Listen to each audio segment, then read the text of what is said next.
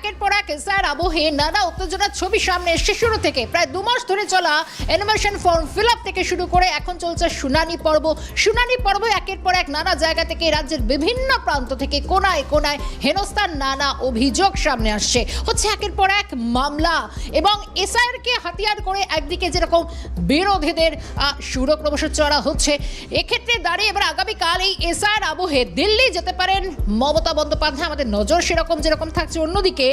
তার আগে পশ্চিমবঙ্গের এসআইআর সম্পর্কিত একটি মামলা আজ ফের দেশের শীর্ষ আদালতে অর্থাৎ সুপ্রিম পর্যবেক্ষণ। এবং সেখানে কি বলা হচ্ছে, যেখানে সুপ্রিম কোর্টের পর্যবেক্ষণ সংবিধানের 32 নম্বর ধারা উল্লেখ করে প্রধান বিচারপতির তাৎপর্যপূর্ণ মন্তব্য। প্রতিদিনই একটি করে অন্তর্বর্তী আবেদন আসছে, উদ্দেশ্য যাতে সব কিছু থমকে যায়। প্রধান বিচারপতির এই পর্যবেক্ষণের পরেই দিল্লি যাওয়ার সম্ভাবনা, যেখানে সুপ্রিম পর্যবেক্ষণ এবং যেখানে বলা হচ্ছে আর্টিকেল 32 অনুযায়ী সব কিছু আমরা সমাধান করতে পারি না, কোথাও কি উদ্দেশ্য সব কিছু থমকে যায়, এমনই পর্যবেক্ষণ দেশের প্রধান বিচারপতি। সোমবার রয়েছে মামলার পরবর্তী শুনানি। তার কারণ একের পর এক এই আবহে সুপ্রিম পর্যবেক্ষণ যে যথেষ্ট তাৎপর্যপূর্ণ এমনটাই মনে করছে বিভিন্ন মহল। একটি পদবি অসঙ্গতি সংক্রান্ত মামলা ছিল এসআইআর এর আজ, এবং এখানেই তাৎপর্যপূর্ণ ইঙ্গিত বা বলা যায় পর্যবেক্ষণ, সুপ্রিম পর্যবেক্ষণ। আর এখান থেকেই মনে হচ্ছে কোথাও দেশের প্রধান বিচারপতি আরও একবার তার বক্তব্যে উদ্বেগ ধরা পড়েছে এবং প্রধান বিচারপতির এই পর্যবেক্ষণের পরেই দিল্লি যাওয়ার একটা সম্ভাবনা তৈরি হচ্ছে মমতা বন্দ্যোপাধ্যায়ের। মুখ্যমন্ত্রী একদিকে দিয়েছিলেন দিল্লি চলোর ডাক 23শে জানুয়ারি, নেতাজি জন্ম জয়ন্তীতে 23শে জানুয়ারি, সেদিন এসআইআর নিয়ে একদিকে, কারণ আমরা জানি যে আগামীকাল থেকে সংসদের 2 কক্ষে বাজেট অধিবেশন পর্ব শুরু হচ্ছে। বিরোধীদের আরও সুর যে আরও চড়া হতে চলেছে, উঠে আসতে পারে এসআইআর হাতিয়ার। এবং এই আবহের মধ্যে সংসদের স্ট্র্যাটেজি নির্ধারণ করে দিতে পারেন মমতা বন্দ্যোপাধ্যায়, বৈঠক করতে পারে, তার জন্য একটা দিল্লি যাওয়ার সম্ভাবনা জায়গা তৈরি হচ্ছে। এদিকে নাম বা পদবীর সামান্যতম এদিক ওদিক হলে শুনানিতে ডাকা হচ্ছে, এই অভিযোগে আগেই সরব হচ্ছে তৃণমূল। নিজের পদবিও যে বাংলা ও ইংরেজিতে ভিন্ন, রেড রোডের অনুষ্ঠানে তো খোদ বলেছিলেন মমতা বন্দ্যোপাধ্যায় মাননীয়া। পদবি অসঙ্গতি সংক্রান্ত মামলায় আজকে সুপ্রিম পর্যবেক্ষণ এবং সেই আবহে সুপ্রিম পর্যবেক্ষণ যথেষ্ট তাৎপর্যপূর্ণ এমনটাই মনে করা হচ্ছে। পদবি অসঙ্গতি সংক্রান্ত একটি মামলা এবং যেখানে আজ সুপ্রিম কোর্টে দেশের শীর্ষ আদালতের পর্যবেক্ষণ আর্টিকেল 32 অনুযায়ী আমরা সব কিছু সমাধান করে দিতে পারি না এবং প্রতিদিনই একটা করে অন্তর্বর্তী আবেদন জমা পড়ছে। কি করে সম্ভব? কোথাও কি সবটা গুলিয়ে দেওয়ার চেষ্টা করা হচ্ছে, সব কিছু থমকে যাবে, অর্থাৎ একটা উদ্বেগ ধরা পড়েছে প্রধান বিচারপতির পর্যবেক্ষণে। অত্যন্ত তাৎপর্যপূর্ণ, একের পর এক এসআইআর সংক্রান্ত নানা মামলা হচ্ছে। কোথাও এসআইআর শুনানি পর্ব, এতদিন এসআইআর এনুমারেশন ফর্ম জমা দেওয়াকে কেন্দ্র করে প্রায় 2 মাস ব্যাপী এই ফর্ম জমা দেওয়াকে কেন্দ্র করে একের পর এক নানা ঘটনা সামনে আসছে। একদিকে প্রায় মাসখানেক ধরে চলছে আবার শুনানি পর্ব, নানাভাবে বয়স্ক বৃদ্ধাদের হেনস্থা করা হচ্ছে, অভিযোগে সরব হচ্ছে শাসক তৃণমূল। উঠছে একের পর এক শতপ্রণোদিত মামলা সুপ্রিম কোর্টে। সোমবার রয়েছে এই মামলার পরবর্তী শুনানি, কিন্তু তার আগে আজ মঙ্গলে যে সুপ্রিম শুনানি, সেখানে অন্তত প্রধান বিচারপতির যে বক্তব্য, সেই বক্তব্যে আরও একবার ধরা পড়ল উদ্বেগের কথা। পদবি অসঙ্গতি সংক্রান্ত মামলা এবং সেখানে প্রধান বিচারপতি পর্যবেক্ষণ, কারণ পশ্চিমবঙ্গের সহ আরও 12টি যে রাজ্য যেখানে এসআইআর পর্ব চলেছে, বিভিন্ন রাজ্য থেকে নানা বিষয় সামনে এসছে, কিন্তু পশ্চিমবঙ্গে এসআইআরকে কেন্দ্র করে একের পর এক ঘটনা উঠে আসছে প্রতিদিন। এসআইআরকে সঙ্গে করেই হাতিয়ার করেছেন শাসক বিরোধী সব পক্ষ। হয়েছে সুপ্রিম কোর্টে মামলা, তারই একটি মামলায় পর্যবেক্ষণ। শীর্ষ আদালতে ফের এসআইআর সম্পর্কিত মামলায় সুপ্রিম পর্যবেক্ষণ।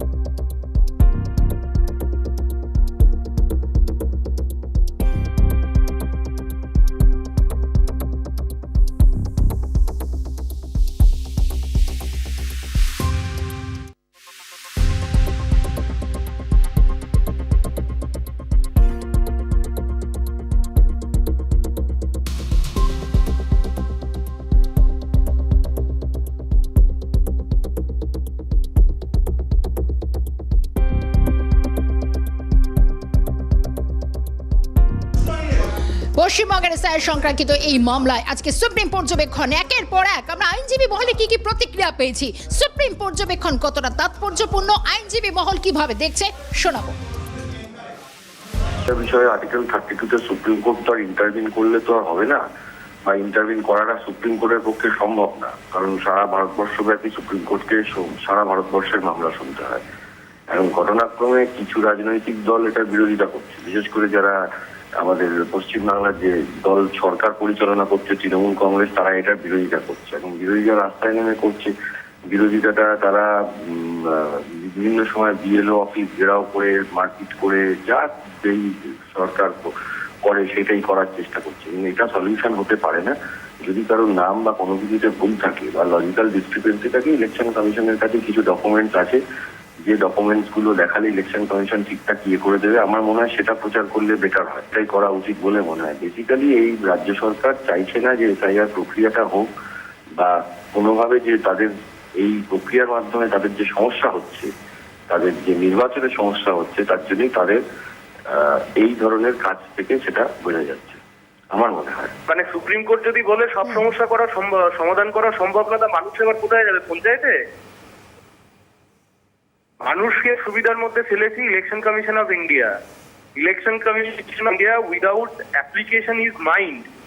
মানুষ চূড়ান্ত হেনস্থার মধ্যে ফেলেছে। যত মানুষ দাঁড়াচ্ছেন গিয়ে হিয়ারিং এ, সকাল থেকে বিকাল হয়ে যাচ্ছে, যে মানুষ হিয়ারিং এ গিয়ে দাঁড়াচ্ছেন, কারুর বাবা মুখোপাধ্যায় লিখছেন, ছেলে মুখার্জি লিখছেন, এই কারণ আরো ভিন্ন ভিন্ন 10টা কারণে মানুষকে যেভাবে হেনস্থার শিকার করা হচ্ছে, কারেক্টলি সুপ্রিম কোর্টের কাছে গেছে। সুপ্রিম কোর্টের উচিত যে এই মামলা ইন্টারভেন করা। মানুষ যদি অসুবিধায় পড়ে ইলেকশন কমিশন অফ ইন্ডিয়ার দিকে যদি অ্যালিগেশন হয়, হাইকোর্ট বলছে আমি মামলা শুনবো না, সুপ্রিম কোর্ট শুনবে। তো সুপ্রিম কোর্ট যদি বলে যে আমার পক্ষে বিচার করা সম্ভব নয়, সুপ্রিম কোর্ট কোনো অল্টারনেটিভ রেমেডি দিচ্ছে? এখানে রাজ্য সরকার এবং সরকারি কর্মচারীদের সহায়তা করার কথা ছিল, সেখানে মুখ্যমন্ত্রীর নির্দেশে তারা কি অবস্থা করবে। প্রথম দিন থেকে ইন্টেনশন খুব ক্লিয়ার, এবং তার জন্য একটা দেরি করাটা প্রসেস। হয়তো মুখ্যমন্ত্রী নিজে একটা এসকেপ রুট খুঁজছেন। তিনি জানেন যে ভোটার লিস্ট পুরো এসআর কমপ্লিট না হলে ভোট হবে না, ভোট না হলে তার সরকার, নতুন সরকার ঠিকঠাক ভোট নেবে না, ফলে রাষ্ট্রপতি শাসন জারি হবে। মুখ্যমন্ত্রী তাদের এসকেপ রুট খোঁজার জন্য ব্যবস্থা করছে।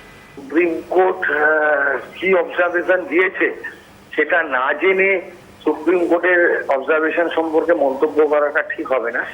তবে আমি এইটুকু জানি, দেশের সর্বোচ্চ আদালত যেটাই দেবেন পর্যবেক্ষণ বা রায় বা যাই বলুন, সেটা সবটাই আইনসম্মত হবে, যাতে সাধারণ মানুষও উপকৃত হয় এবং আইনসম্মত হয়।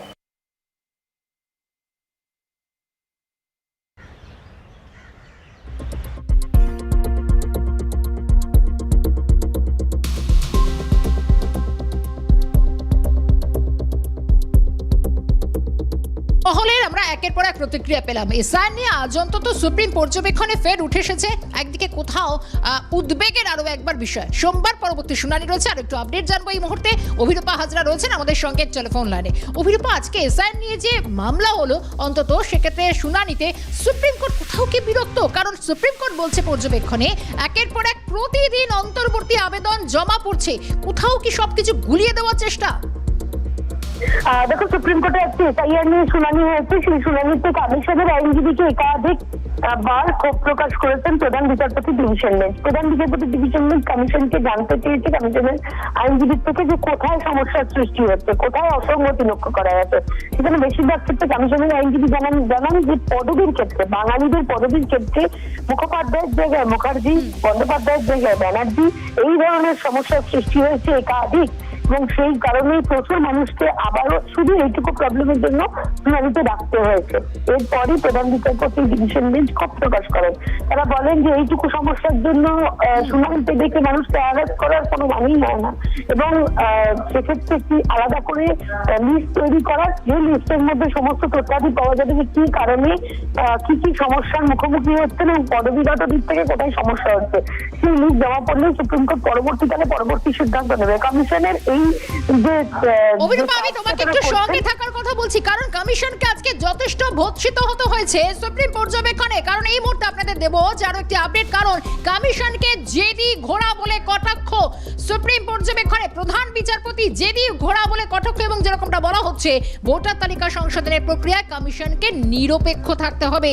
এসআইআর সংক্রান্ত মামলায় পর্যবেক্ষণে সুপ্রিম কোর্ট, চিফ জাস্টিস প্রধান বিচারপতি সূর্যকান্ত এবং বিচারপতি জয়মল্ল বাগচির এজলাসে এই মামলাটি ওঠে। যেটা বলছিলাম, 21শে জানুয়ারির একটি মামলায় পর্যবেক্ষণ বিচারপতিদের জেদি ঘোড়ার মতো ব্যবহার করতে পারে না নির্বাচন কমিশন। অভিরূপা রয়েছেন আমাদের সঙ্গে। অভিরূপা, অত্যন্ত তাৎপর্যপূর্ণ, আমরা বলছিলাম যে সুপ্রিম কোর্ট কতটা বিরক্ত, কতটা উদ্বেগ, কমিশনকে জেদি ঘোড়া বলে কটাক্ষ। দেখো, বারবার কমিশনের কাছে তারা প্রশ্ন করেছিল যে কিসের ডিসক্রিপেন্সি লক্ষ্য করা যাচ্ছে। তো সেক্ষেত্রে পদবীর ডিসক্রিপেন্সি যখন সামনে আসে, অসঙ্গতি যখন সামনে আসে, তখন বিচারপতিরা একটাই কথা বলেন যে এটা কি কোনোভাবে আর্টিকেল 32 দিয়ে সমাধান করা সম্ভব না, এবং আর্টিকেল 32 দিয়ে যদি সমাধান করাই যায় তাহলে অতিরিক্ত সময় নষ্ট করবে কেন, তার পেছনে অতিরিক্ত সময় নষ্ট করা হচ্ছে সে নিয়েই প্রশ্ন তুলেছেন প্রধান বিচারপতি ডিভিশন বেঞ্চ। এবং প্রধান বিচারপতি ডিভিশন বেঞ্চ এটাই জানতে চেয়েছেন যে একটি তালিকা, সেটা তালিকাভুক্ত করতে হবে যে কি সমস্যা রয়েছে সোমবারের মধ্যে, সেই তালিকাভুক্ত তালিকা সুপ্রিম কোর্টে জমা দিতে হবে এবং তারপরে পরবর্তী সিদ্ধান্ত নেবে সুপ্রিম কোর্ট। অভিরূপা, আজকে যেরকম জেদি ঘোড়া বলে কটাক্ষ পর্যবেক্ষণে ভোটার তালিকার সংশোধনের প্রক্রিয়া কমিশনকে নিরপেক্ষ থাকার কথা, এর আগের বার শুনানি তো আমরা দেখেছিলাম সুপ্রিম পর্যবেক্ষণ, যেখানে সুপ্রিম কোর্ট পরিষ্কার হুঁশিয়ারি দিয়েছিল কমিশনকে, তীব্র ভৎসিত হতে হচ্ছিল, বারবার সুপ্রিম হুঁশিয়ারি। দেখো, জেদি ঘোড়া বলে কমিশনকে তোপ দেখেছে সুপ্রিম কোর্ট, তার অন্যতম কারণ হচ্ছে কমিশনকে বারবার একই কথা বলা হচ্ছে, কিন্তু কমিশন নিজের একটি অর্থাৎ তার যে সিদ্ধান্ত নিয়েছে সেই সিদ্ধান্ত থেকে পিছপা হচ্ছেন না বা এগোচ্ছেন না, পেছোচ্ছেন না, একই জায়গায় স্টে করে দিয়েছেন। সেই কারণেই তিনি বারবার সুপ্রিম কোর্টে থেকে জেদি ঘোড়া আখ্যা দিয়েছেন। কিন্তু এই জেদি ঘোড়া আখ্যা দেওয়াটা থেকে বড় কথা হচ্ছে যে সুপ্রিম কোর্ট কিন্তু আজকে ক্ষোভ প্রকাশ করলেন, পুরোপুরি আবারও ক্ষোভ প্রকাশ করলেন কমিশনের ব্যবহারের উপর, কমিশনের বক্তব্যের উপর এবং কমিশনের কাজের উপর। অভিরূপা, একটু সঙ্গে থাকো, কারণ আরো একটি বিষয় তোমার কাছে ফিরছি। কারণ আজকে সুপ্রিম পর্যবেক্ষণে যেখানে পরিষ্কার প্রধান বিচারপতির বেঞ্চ বলছে সংবিধানে 32 নম্বর ধারা উল্লেখ করে তারা বলছেন যে সবটা যেন একসঙ্গে উল্লেখ করে তিনি বলছেন প্রতিদিন উদ্দেশ্য যেন একটা কোথাও যেন কিছু গুলিয়ে দেওয়া হচ্ছে, সবকিছু থমকে যাচ্ছে, প্রতিদিন তো একটা একটা করে অন্তর্বর্তী আবেদন জমা পড়ছে। কিন্তু আজ যে মামলা তা হচ্ছে পদবীর অসঙ্গতি সংক্রান্ত এই মামলা। এই মামলা যখন ওঠে, কারণ আমরা দেখেছিলাম নেতাজি জন্মজয়ন্তীতে খোদ মাননীয়া তিনিও পর্যন্ত উদ্বেগ প্রকাশ করেছিলেন। রেড রোডে যে বক্তব্য এসেছিল সেদিন তিনি বলেছিলেন তাঁরও নামের পদবীর ক্ষেত্রে বেশ কিছু অসঙ্গতি। সেদিনকার বক্তব্য শোনাবো একবার। দিন পরে আমাদের প্রমাণ করতে হবে আমরা ভারতবর্ষের ভোটার কিনা। সিটিজেনশিপে একটা আলাদা আর ভোটার আলাদা, দুটোর মধ্যে পার্থক্য করে ফেলছে। আমি মমতা ব্যানার্জি ইংরেজিতে লিখি, বাংলায় আমি মমতা বন্দ্যোপাধ্যায় লিখি, তার জন্য কি প্রবলেম হলো? এইটুকু কালচার যাদের নেই, এইটুকু তফাৎ যারা জানে না, তাদের আজকের দিনে আমার ধিক্কার দেওয়া ছাড়া আর কিছু নেই। আমি আমার নামটা MA লিখতে পারি, ইংরেজিতে আমি MA লিখতে পারি, বাংলায় মমতায়কার হয়ে যায়, ইংরেজিতে আলাদা স্পেলিং হয়। মিসম্যাচ 1,38,000 নোটিশ দিয়ে দিয়েছে, 1 কোটি।